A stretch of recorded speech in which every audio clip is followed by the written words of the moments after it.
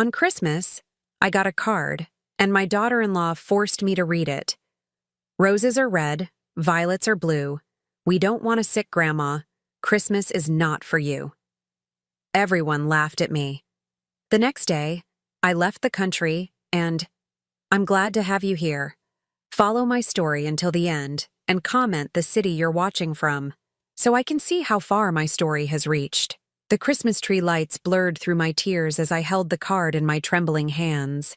Red and green glitter fell onto my lap like cruel confetti, and I could barely make out the words through my shock. Roses are red, violets are blue. We don't want a sick grandma. Christmas is not for you. The living room erupted in laughter. My son David's deep chuckle mixed with his wife Zuri's high-pitched giggle, while my daughter-in-law's sister clapped her hands in delight. Even my own grandchildren, Emma and Jake, were snickering behind their hands, though I could see confusion in 10-year-old Emma's eyes. "Oh my God, Zuri, you're terrible!" David gasped between laughs, wiping tears from his eyes. "Mom's face is priceless." I looked up at my 42-year-old son, the boy I had raised alone after his father walked out when he was 12, the same child I had worked double shifts to put through college, who I had supported through his failed business ventures, who I had helped buy this very house we were sitting in. He was looking at me like I was the punchline to a joke he'd been waiting years to hear. Zuri, perched on the arm of David's chair like a queen on her throne, was practically glowing with satisfaction.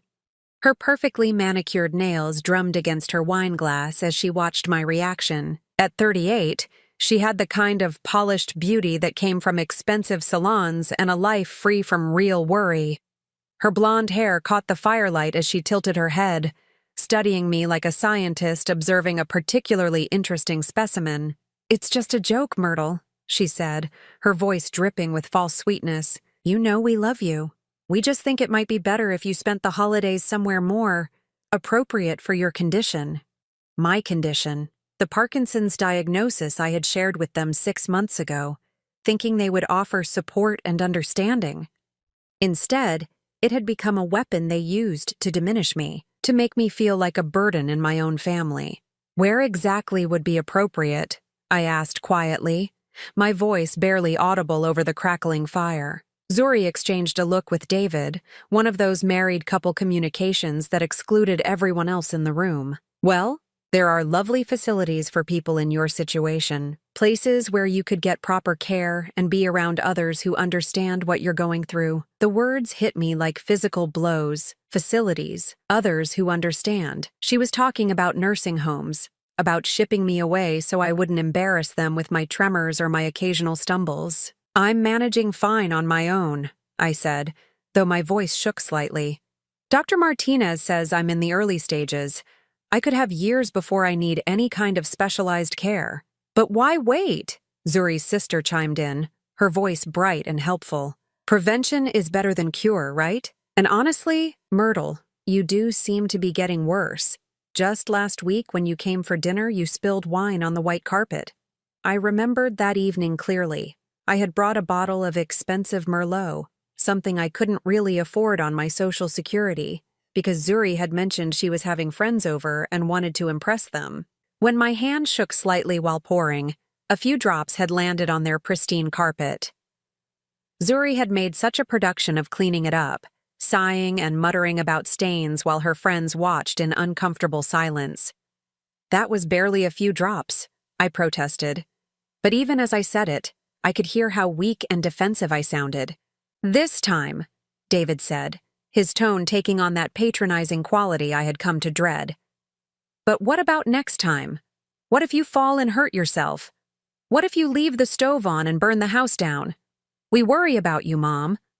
The concern in his voice might have fooled a stranger, but I could see the calculation behind his eyes. David had always been good at making his selfishness sound noble, even as a child. When he wanted a new bicycle, it was because the old one was dangerous. When he wanted expensive clothes, it was because the cheap ones would hurt his self-esteem and affect his grades. I looked around the room at the faces staring back at me. These people, my family, were discussing my future like I wasn't even present. Emma had gone back to playing with her new tablet, already bored by the adult conversation. Jake was building something with his Legos, occasionally glancing up at me with what looked like pity. The Christmas tree dominated one corner of the room, its branches heavy with ornaments I had collected over the years and given to David when he bought this house. My grandmother's angel sat at the top, the same angel that had crowned every Christmas tree of my childhood. Now it felt like a stranger in this foreign place. "I need some air," I said, standing carefully. My legs felt unsteady, though whether from the Parkinson's or the shock of the evening, I couldn't tell. "Of course, Mom," David said, not moving to help me. "Take all the time you need." I walked slowly to the back door, past the kitchen where the remains of Christmas dinner still covered the counters. The dinner I had cooked, despite Zuri's protests that I might contaminate something with my shaking hands. The same dinner they had all devoured while I picked at my plate, my appetite destroyed by the constant stream of helpful suggestions about my future care. The back porch was cold and quiet, a blessed relief from the warmth and noise inside. I could see my breath in small puffs as I gripped the railing, trying to steady myself both physically and emotionally. The card was still in my hand, the glitter now smeared from my sweaty palms. Through the sliding glass door, I could see them resuming their celebration as if nothing had happened. Zuri was showing off her new jewelry, gifts from David that probably cost more than my monthly medication budget. The children were absorbed in their new toys, the awkwardness of the card incident already forgotten. It was then, standing alone in the cold, that I realized something with crystal clarity. I wasn't family to them anymore. I was a problem to be solved, an embarrassment to be hidden, a burden to be transferred to someone else's care. The mother who had sacrificed everything to give David a good life had been replaced by a sick old woman who threatened their perfect suburban existence. But what they didn't know, what none of them suspected, was that this sick old woman had resources they had never imagined. Resources that had been carefully hidden and accumulated over years of modest living and smart financial decisions. Resources that currently subsidized their comfortable lifestyle in ways they had never bothered to question. The cold air stung my cheeks as I made a decision that would change everything. If they wanted me gone, I would disappear. But not in the way they expected. As I stood there, planning my escape from the family that no longer wanted me, I had no idea that my disappearance would turn their world upside down. They had given me the cruelest Christmas gift possible, the truth about how they really saw me. Now, it was time to give them a gift in return. The morning after Christmas, I sat at my kitchen table with a cup of coffee growing cold between my hands. The house felt different now, as if the events of the previous evening had shifted something fundamental in its foundation. Every familiar object seemed to mock me. The family photos on the refrigerator, the handmade pot holders Emma had given me for my birthday, the drawing Jake had made of our family where I stood apart from the others, somehow smaller than everyone else. I had barely slept, my mind racing with plans and possibilities. The Parkinson's tremor in my left hand seemed more pronounced this morning, though I couldn't tell if it was the progression of the disease or the stress of my decision. Either way, it didn't matter. I had made up my mind. The first step was the hardest, admitting to myself that this wasn't a temporary setback in our relationship. This was who they had become, or perhaps who they had always been beneath the surface politeness. I thought back to Harold's funeral 3 years ago, how David had been more concerned with the cost of the service than with comforting his grieving mother. How Zuri had complained about having to take time off work for the viewing, as if mourning my husband of 42 years was an inconvenience to her schedule. Even then, there had been signs. The way conversations stopped when I entered a room, the subtle eye rolls when I repeated a story, the increasingly infrequent invitations to family events, always with some excuse about space or timing or my comfort level. But Harold's death had changed more than just our family dynamics. It had also revealed financial realities that David and Zuri knew nothing about. Harold had been careful with money in a way that surprised even me after his passing. Conservative investments, a small but valuable collection of rare coins, and a life insurance policy he had never mentioned. Combined with the house we had paid off decades ago and my own modest pension, I found myself in a position I had never expected, financially independent. I had kept this information private, partly out of Harold's instilled habit of discretion, and partly because I had seen what money did to families. David already felt entitled to help with my expenses, often suggesting I should be more careful with my spending when I bought the grandchildren gifts or contributed to family celebrations. If he knew the true extent of my resources, I suspected his suggestions would become demands. Now, as I planned my escape, I was grateful for that secrecy. The kitchen phone rang, startling me from my thoughts. David's name appeared on the caller ID, and I let it go to voicemail. A few minutes later, I played back his message. "Hey, Mom, just checking on you after last night. I know Zuri's joke was a little harsh, but you know how she is. She doesn't mean anything by it. Anyway, we were thinking maybe we could help you look at some of those facilities we mentioned, just to see what's available. You know? No pressure. Call me back." No pressure. As if there hadn't been pressure building for months, each conversation another brick in the wall they were building around me. I deleted the message and turned off the phone. Over the next 3 days, I worked with a determination I hadn't felt in years. I contacted James Morrison, the lawyer who had handled Harold's estate, and scheduled an appointment under the guise of updating my will. James was a kind man in his 70s who had known Harold since childhood, and I trusted him to help me navigate what I needed to do. "Myrtle, I have to ask," James said when I explained what I wanted. "Are you sure about this?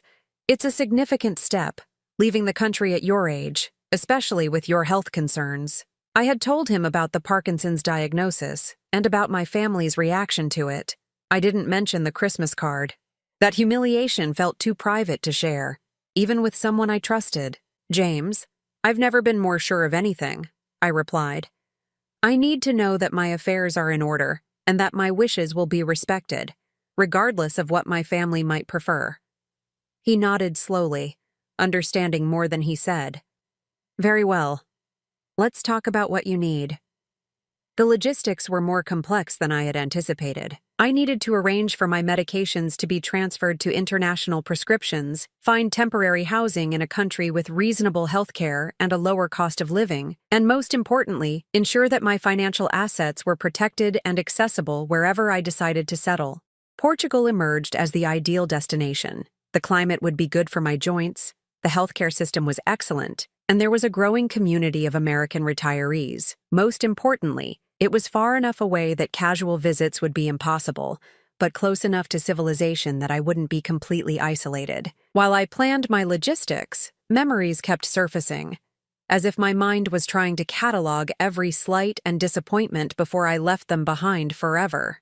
David's graduation from college, where he thanked everyone but me in his speech. Zuri's baby shower, where I had been relegated to kitchen duty while her mother held court with the other guests. The family vacation 2 summers ago, where they had booked a hotel room for Harold and me that was 3 blocks away from theirs, claiming they thought we'd prefer the quiet. Each memory reinforced my decision, but they also brought a deep sadness that settled in my chest like a physical weight.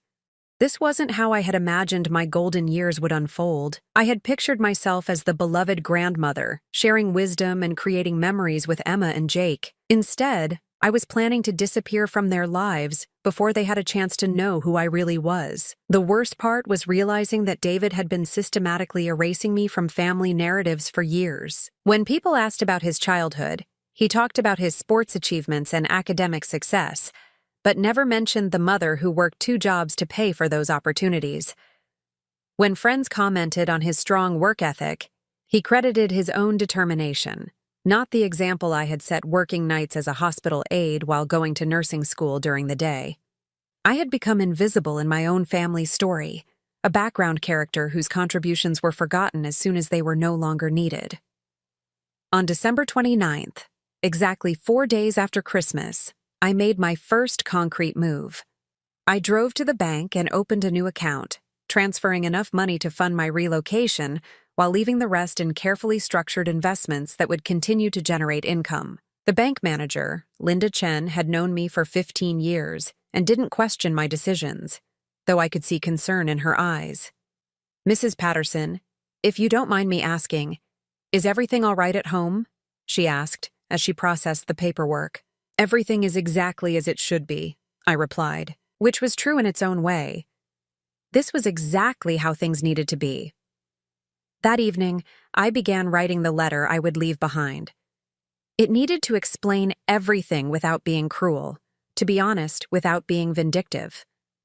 I wanted them to understand why I had left, but I also wanted to protect myself from their inevitable attempts to guilt me into returning. The letter went through 7 drafts before I was satisfied. Each version revealed something different about my state of mind: anger, sadness, disappointment, relief. The final version was calm and factual, laying out the series of events that had led to my decision while avoiding accusations or demands for apologies. As I sealed the envelope, I realized that I felt lighter than I had in months. The decision had been made, the plans were in motion, and for the first time since Harold's death, I was taking control of my own destiny. But what I didn't know, as I prepared for my new life, was that my departure would reveal secrets about our family's financial situation that would shock everyone involved.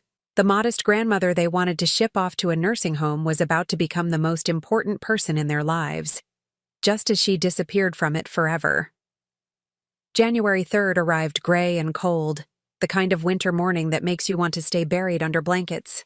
It was perfect for what I needed to do. I had chosen this date carefully, far enough after the holidays that my absence wouldn't be immediately noticed, but soon enough that I could leave while my resolve was still strong.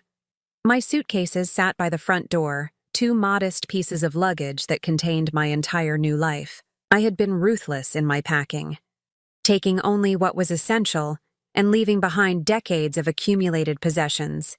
The family photos stayed on the mantel. The china set that had been my mother's remained in the dining room cabinet. Even Harold's reading glasses were still on his nightstand, exactly where he had left them 3 years ago. These weren't my memories anymore. They belonged to a different version of myself, the woman who had believed that family love was unconditional and that sacrifice was always rewarded with gratitude. That woman was staying behind with all her naive hopes and disappointed expectations. At 6:30 a.m., I called a taxi. My neighbor, Mrs. Chen from next door, was already up, as she always was, tending to her small garden despite the cold. I waved to her through the window, knowing it would be the last time. She had been kinder to me in the past 3 years than my own family had been, bringing me soup when I was sick and checking on me during snowstorms. The taxi driver was a young man named Miguel, who helped me load my luggage without asking questions. During the drive to the airport, he chatted about his plans to visit his grandmother in Mexico, and I found myself envying the affection in his voice when he spoke about her. When had David last spoken about me that way? I couldn't remember. At the airport, I felt a moment of panic as the reality of what I was doing hit me. I was 65 years old, leaving everything I had ever known, with a progressive disease that could worsen at any time. For a few seconds, standing in the check-in line with my passport in my shaking hand, I considered turning around and going home. But then I remembered Zuri's satisfied smirk as she watched me read that card. I remembered David's laughter. I remembered feeling like a stranger in my own family, and the panic transformed into determination. The flight to Lisbon was long but peaceful. I had deliberately chosen a seat away from other passengers, needing the time and space to process what I was leaving behind. As the plane lifted off from American soil, I felt something I hadn't experienced in years: anticipation for the future instead of dread. I had left the letter on my kitchen table, weighted down with Harold's favorite coffee mug. It was positioned so that anyone entering through the front door would see it immediately. Along with the letter, I had left a folder containing important documents, medical records, insurance information, and a list of monthly expenses that David had never bothered to ask about. The letter itself was simple and direct. Dear David, Zuri, Emma, and Jake, by the time you read this, I will be beginning a new chapter of my life. The events of Christmas Eve made it clear that my presence in your lives has become more of a burden than a blessing, and I have decided to remove that burden. I want you to know that this decision wasn't made in anger, but out of love. Love for all of you, and love for myself. You deserve to live your lives without worrying about an aging mother who might embarrass you or require care you're not prepared to give. And I deserve to spend my remaining years surrounded by people who value my presence rather than tolerate it. I have arranged for my own care and housing, so please don't worry about my well-being. I am in good health and good spirits, and I'm looking forward to this new adventure. The house and all my possessions remain as they are for now. The folder beside this letter contains information about monthly expenses that you may not have been aware of.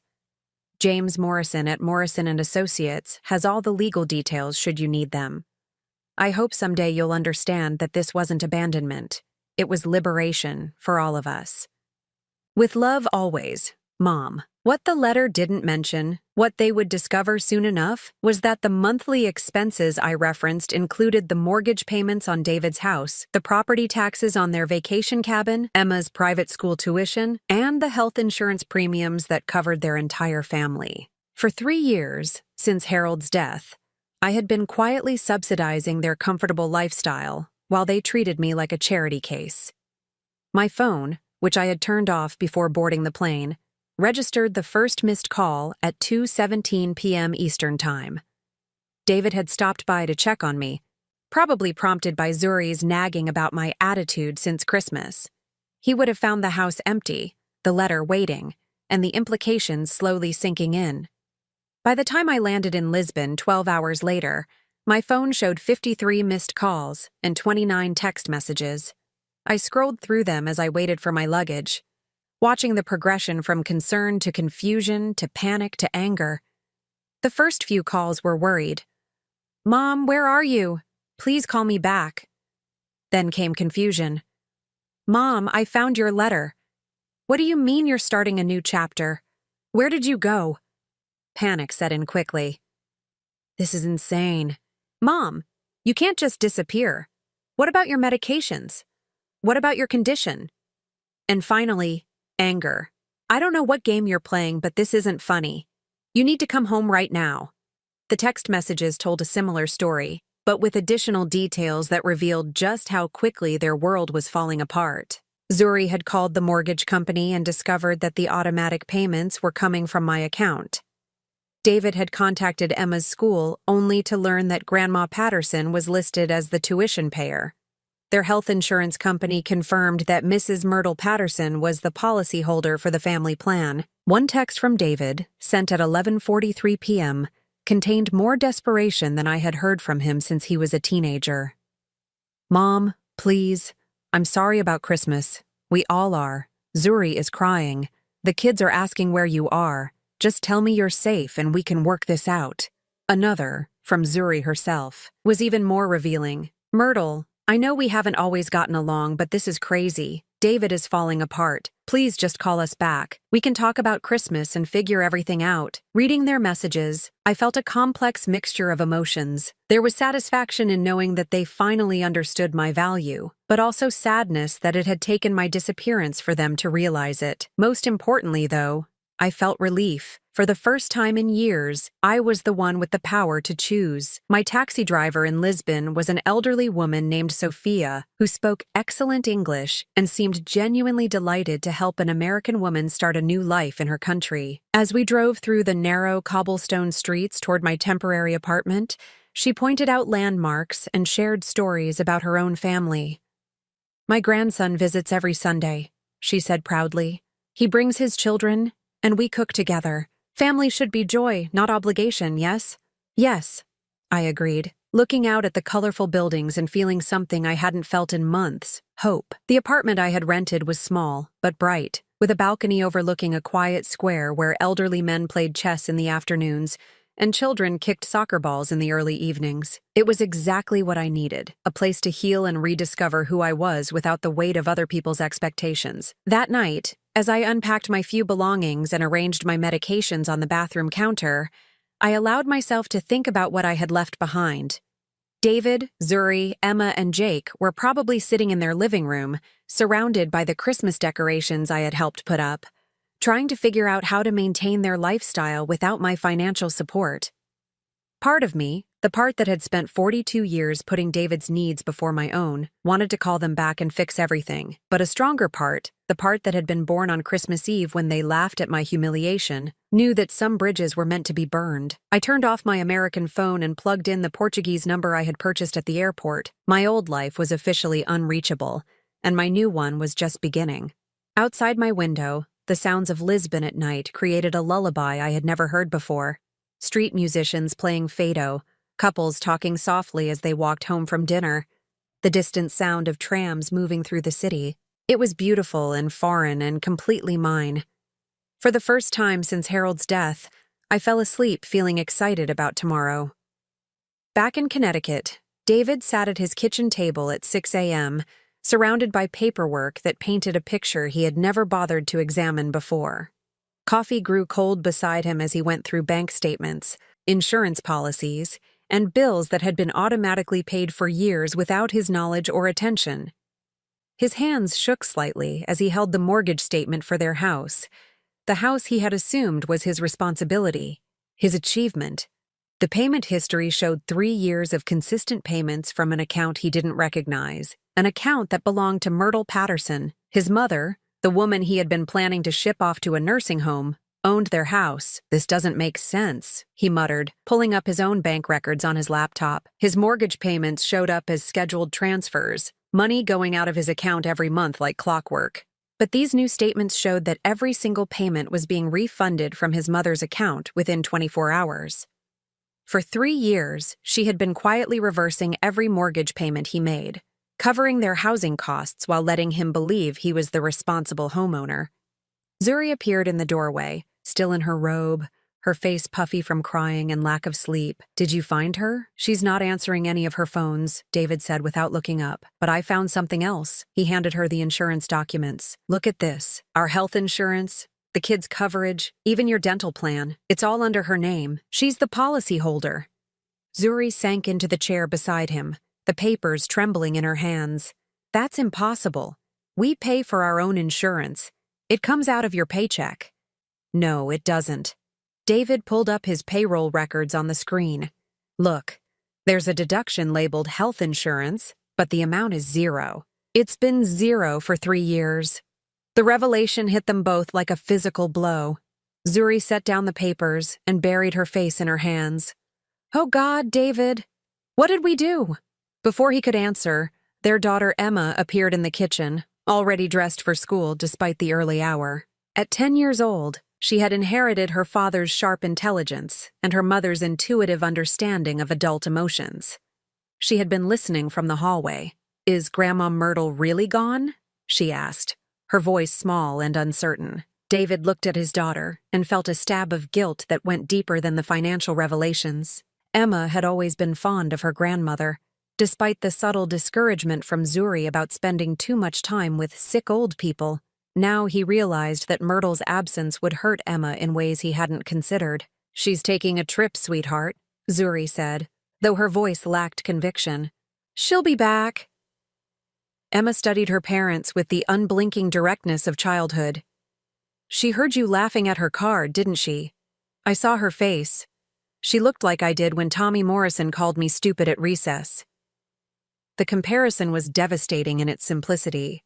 David had comforted Emma through that incident, had called the school and demanded action against the bully. Now he realized that he and Zuri had been the bullies in their own home, and their victim had been his own mother. "It's more complicated than that, Em," he said weakly. "No, it's not," Emma replied with the brutal honesty of children.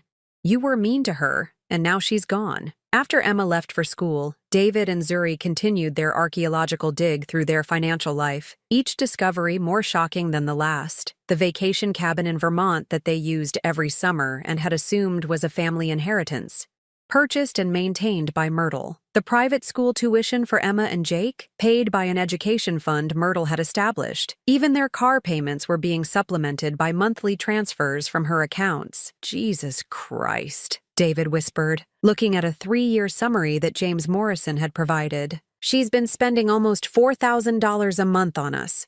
$4,000, Zuri, every month." Zuri was crying again, but this time her tears came with the terrible understanding of what they had lost. "The nursing home," she said through her sobs. "We wanted to put her in a nursing home, and she was paying for our entire life." The phone rang, and David grabbed it desperately, hoping it was his mother. Instead, it was the mortgage company, following up on Zuri's call from the previous day about the automatic payments. "Mr. Patterson? This is Janet from First National. I wanted to clarify the situation with your mortgage payments. As I mentioned to your wife yesterday, the account holder for your automatic payments is listed as Myrtle Patterson. If she's removed from the account, or if the payments stop for any reason, you'll need to make alternative arrangements immediately. David felt his stomach drop. What kind of alternative arrangements? Well, your next payment is due February 1st. That's $2,147. If Mrs. Patterson is no longer handling the payments, you'll need to ensure we receive that amount by the due date to avoid late fees and potential default proceedings. After hanging up, David stared at his bank balance on the laptop screen. After Christmas expenses and holiday bonuses for their cleaning lady and babysitter, they had $1,200 in checking and maybe another $800 in savings. Without his mother's support, they couldn't even make their next mortgage payment. We have to find her, Zuri said, her voice desperate. We have to bring her home. And say what? David snapped, his guilt transforming into anger as it always did when he felt cornered. Sorry we treated you like garbage, but please keep paying our bills? Maybe if we apologize. Apologize for what? For the joke? For wanting what was best for her? But even as he said it, David knew he was lying to himself. The Christmas card had been cruel, but it was just the latest in a long series of signals they had sent his mother about her place in their family.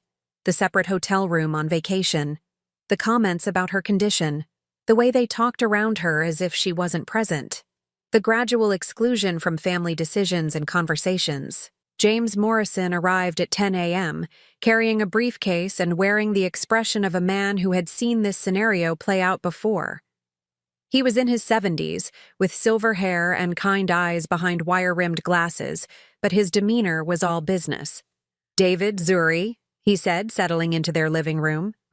I assume you've had time to review the documents your mother left. Where is she, James? David demanded. This is insane. She can't just disappear. James studied him calmly. Your mother is a competent adult with no legal restrictions on her movement. She can go wherever she chooses. But her condition, her Parkinson's is mild and well managed. She's perfectly capable of traveling and living independently. Zuri leaned forward, her hands clasped tightly. James, we know we made mistakes. The Christmas thing was just a joke that went too far. We never meant to hurt her. I'm not here to judge anyone's family dynamics, James replied diplomatically. I'm here to discuss the practical implications of your mother's departure. He opened his briefcase and withdrew a thick folder. Your mother has been supporting your household financially for 3 years. The total amount is approximately $144,000, not including the down payment she made on this house when you purchased it. David felt the room spin slightly. Down payment? $80,000 in 2018. Without it, you wouldn't have qualified for your mortgage. The number hung in the air like an accusation. David tried to remember the house buying process, but it had been such a whirlwind of paperwork and signatures. He remembered his mother being there, remembered her insisting on contributing, but he had assumed it was a small gift, maybe a few $1,000s. So what happens now? Zuri asked, her voice barely above a whisper. James's expression softened slightly. That depends on your mother. She's asked me to manage her affairs while she's away, which includes the various payments she's been making on your behalf. Are they going to continue? David asked, hating the desperate hope in his own voice. For now, yes. She doesn't want you to face immediate financial hardship, especially with the children involved. But this arrangement isn't permanent. Relief flooded through David, followed immediately by shame. His mother, the woman they had humiliated and driven away, was still protecting them even in her absence.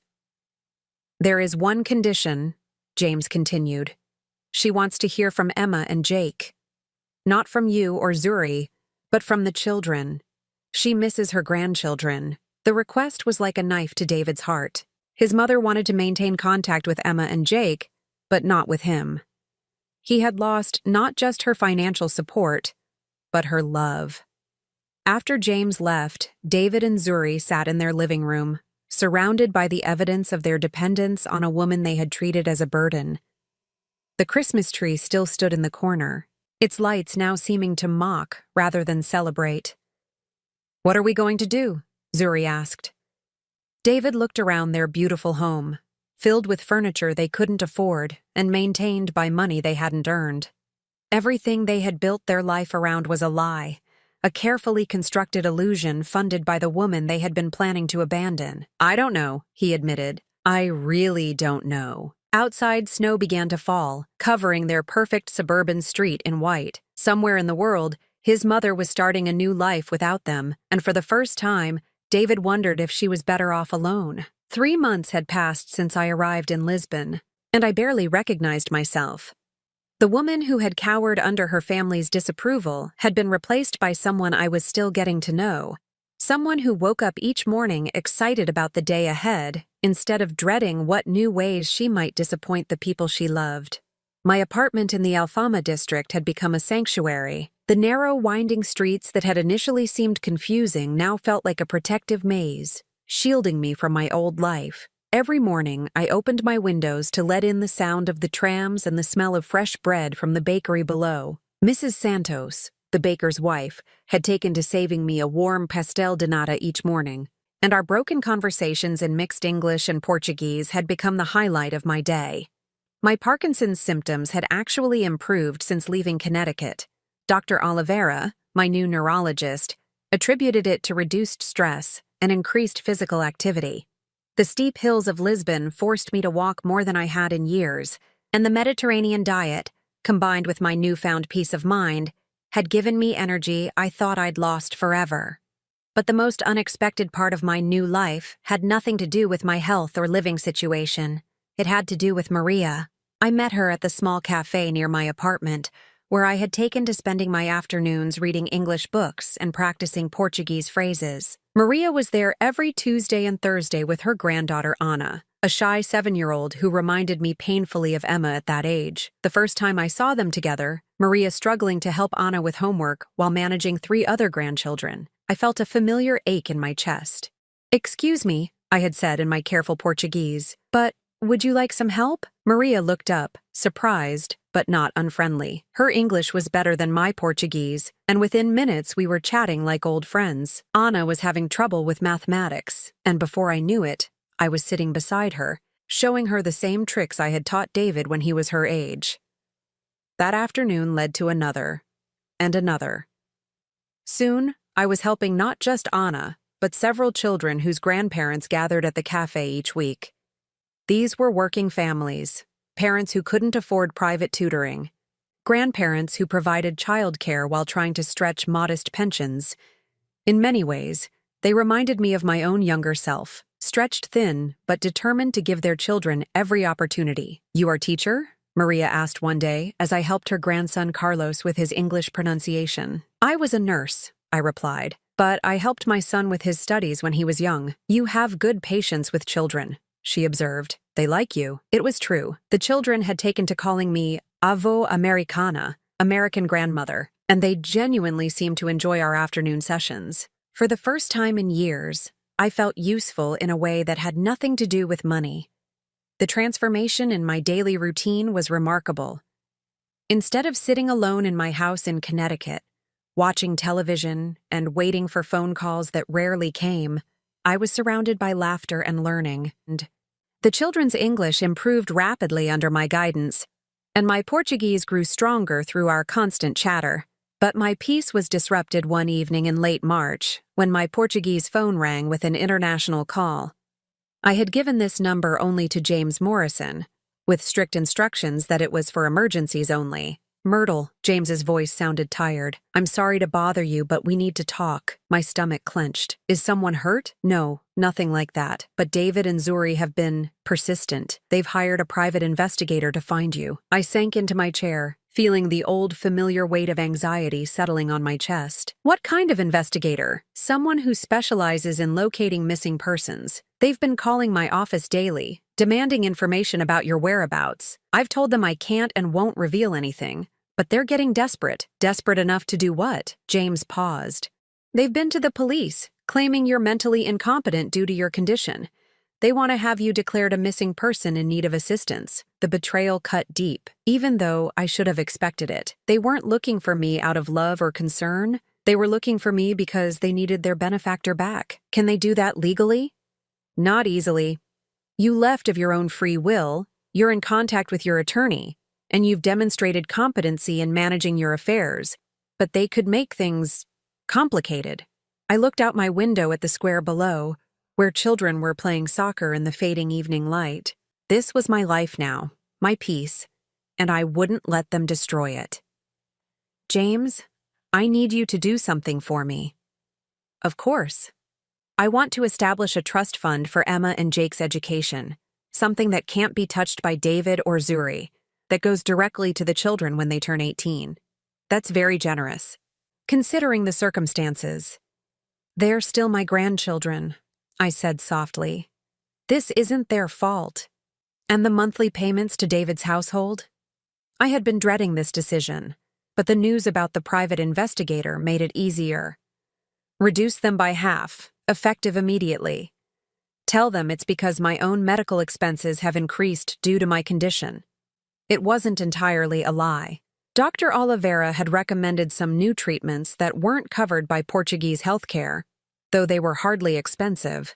But David and Zuri didn't need to know that. Myrtle, James said carefully, they're going to push harder when they realize the money is decreasing.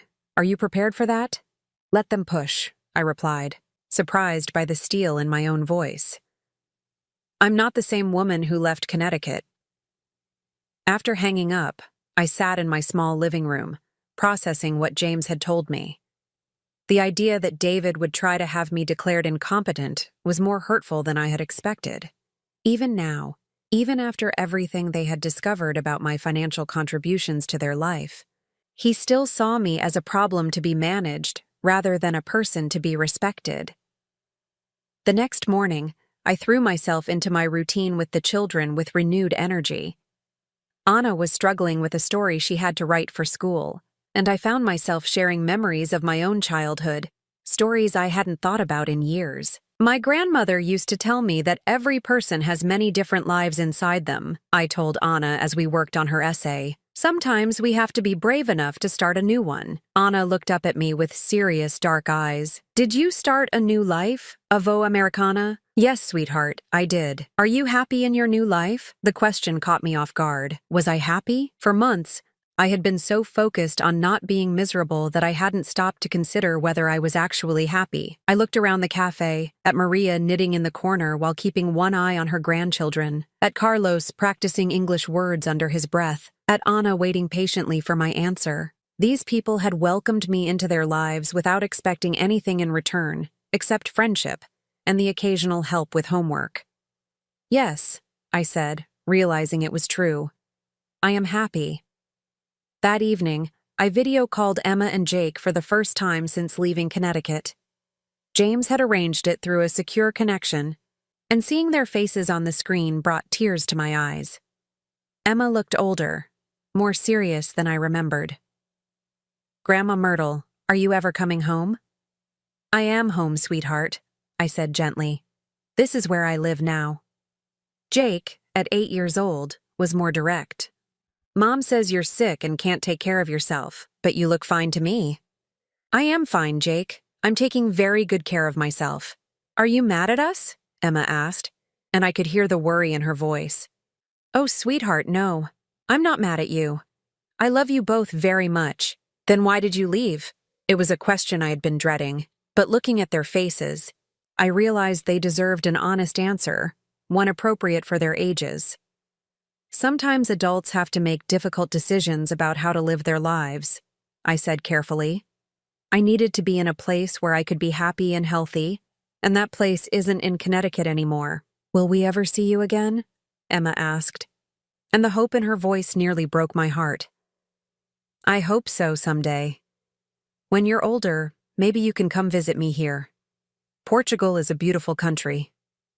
After ending the call, I sat on my balcony and watched the sunset paint the Lisbon skyline in shades of gold and orange. Somewhere across the ocean, David and Zuri were probably planning their next move, trying to figure out how to get their money source back.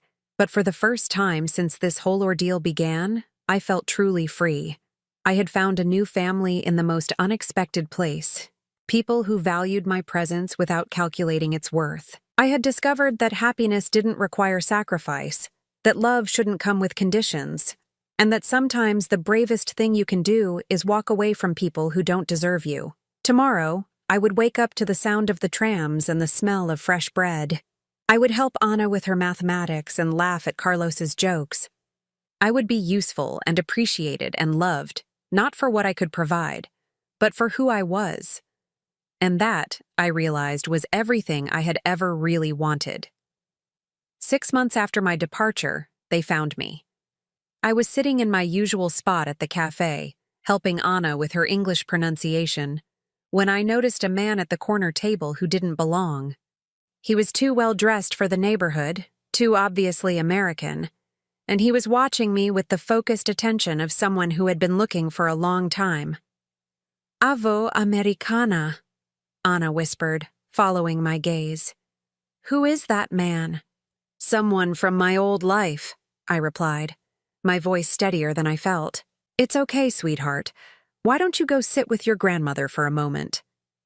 The man approached as Anna scurried away, and I could see now that he was younger than I had initially thought, probably in his 30s, with the kind of earnest face that suggested he took his job seriously. "Mrs. Patterson? I'm Detective Ryan Walsh, private investigator. Your son hired me to find you." I set down my coffee cup carefully, buying myself time to think. "I'm not missing, Mr. Walsh. I'm exactly where I choose to be." "Yes, ma'am, I understand that. But your family is very concerned about your welfare. They'd like to speak with you." "My family has my attorney's contact information. If they want to communicate with me, they can go through proper channels." Detective Walsh shifted uncomfortably.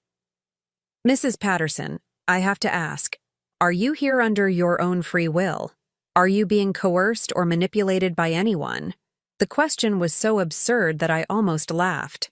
"Mr. Walsh, for the first time in years, no one is coercing or manipulating me. That's exactly why I'm here. Your son is very worried about your medical condition. He says you have Parkinson's disease and might not be thinking clearly." Now I did laugh, a sound that attracted the attention of Maria and several other regulars. "My medical condition is being excellently managed by Portuguese doctors, thank you.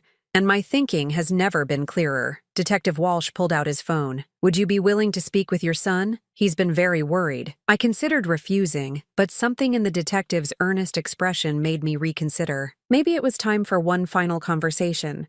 One last attempt to make David understand that this wasn't a phase or a breakdown. It was a choice. "Very well," I said.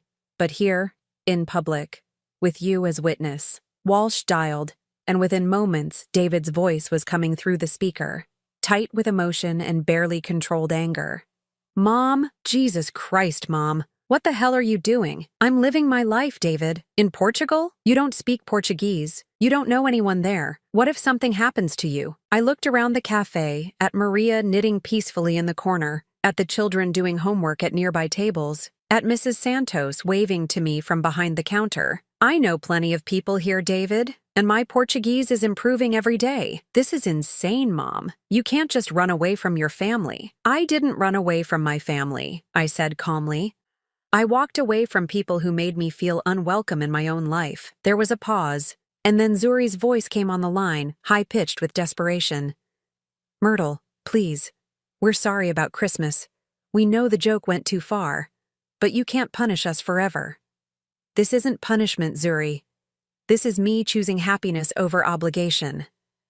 "But the kids miss you. Emma cries about you every night." The emotional manipulation was so transparent that I felt nothing but pity. "Emma and Jake have my contact information. They can call me anytime they want. You're the ones who haven't been allowing it." Detective Walsh was watching this exchange with growing understanding, and I could see in his expression that he was beginning to realize this wasn't a case of an elderly woman being taken advantage of. David's voice came back, rougher now. "Fine, Mom. You want to play games? Two can play. I'm having you declared mentally incompetent. I'm getting guardianship. I'll drag you back here if I have to." The threat hung in the air like a poison cloud, but instead of feeling afraid, I felt a cold, clear anger that I had never experienced before. "David," I said, my voice deadly quiet, "if you try that, You will discover exactly how competent I really am. What's that supposed to mean? I looked at Detective Walsh, who was now openly uncomfortable with what he was witnessing. It means that for 3 years I have been supporting your family financially while you treated me like a burden. It means that I have documentation of every payment, every contribution, every sacrifice I made for people who couldn't even be bothered to include me in their Christmas photo. You're our mother. It's your job to help us. No, David. It was my choice to help you, and now it's my choice to stop. I could hear Zuri whispering frantically in the background, probably realizing where this conversation was heading. Mr. Walsh, I said, addressing the detective directly, I'd like you to witness what I'm about to say. David, effective immediately, I am ending all financial support for your household. The mortgage assistance, the insurance payments, the children's school tuition, all of it stops today. The silence on the other end was deafening. You can't do that, David finally said, but his voice had lost its authority. I absolutely can. James Morrison has already prepared the paperwork. The only exception is the education trust I've established for Emma and Jake, which you cannot access under any circumstances. Mom, please, I'm not finished. If you attempt to have me declared incompetent, if you send any more investigators to harass me, if you try in any way to force me to return to Connecticut, I will donate every penny of my remaining assets to charity. You will inherit nothing, receive nothing, and have no claim on anything I own. Detective Walsh was staring at me with something approaching awe, and I realized he was seeing the real me for the first time. Not the confused elderly woman David had described, but a sharp, determined person who had simply reached the end of her tolerance for disrespect. Furthermore, I continued, if you truly believe I'm mentally incompetent, then by your own logic, every financial decision I made regarding your family over the past 3 years was invalid. I'm sure my attorney would be very interested in discussing restitution. The threat was effective because it was legally sound. If David wanted to claim I wasn't competent to make decisions about my own life, then he would have to admit that I hadn't been competent to give him money either. This is blackmail, he said weakly. No, David. This is consequences. For the first time in your life, you're facing the actual consequences of treating someone badly. Zuri's voice came back on the line, crying now. Myrtle, we're going to lose the house. We can't afford the payments without your help. Then you should have thought of that before you laughed at my humiliation. I handed the phone back to Detective Walsh, who was looking at me with new respect. Detective Walsh, as you can see, I am of sound mind and body. I am here by choice. I am happy here. And I have no intention of returning to Connecticut. I trust you'll report that to your client. Walsh nodded slowly. Yes, ma'am. I think I have everything I need. After he left, I sat in the cafe for a long time, processing what had just happened. Maria approached cautiously, concern written across her weathered face. Tudo bem, minha amiga? She asked in Portuguese. Are you okay, my friend? Sim, I replied, and realized it was true. Estou bem. I am fine. That evening, I called James Morrison to confirm the financial arrangements I had announced during the phone call. Within 24 hours, every automatic payment to David's household had been canceled. The life they had built on my sacrifices was officially over. 2 weeks later, I received a letter from Emma, written in her careful 10-year-old handwriting. Dear Grandma Myrtle, Dad says we have to move to a smaller house because money is tight. He seems really sad all the time now. Mom cries a lot. I don't understand what happened, but I want you to know that I never thought you were sick or weird. I always liked it when you came to visit. I hope you're happy in Portugal. Maybe someday I can see you again. Love, Emma. P.S. Jake says hi, and he misses your cookies. The letter broke my heart and healed it at the same time. My grandchildren still loved me. And someday, when they were old enough to understand, I would explain why I had to leave. Maybe they would even forgive me for choosing my own happiness over their security. 6 months later, Anna brought me a school project she had written about special people in our community. She had written about me, describing how I had helped her learn English and mathematics, how I had taught her that it was possible to start over no matter how old you were. You are family to us now. Avo Americana, she said, as I read her essay with tears in my eyes. And she was right. These children, This community had become my family in ways that blood had never guaranteed. They loved me not for what I could provide, but for who I was. They included me not out of obligation, but out of genuine affection. I was 65 years old, living in a foreign country with a progressive disease, and I had never been happier. I had discovered that family isn't defined by genetics or guilt, but by mutual respect and genuine care.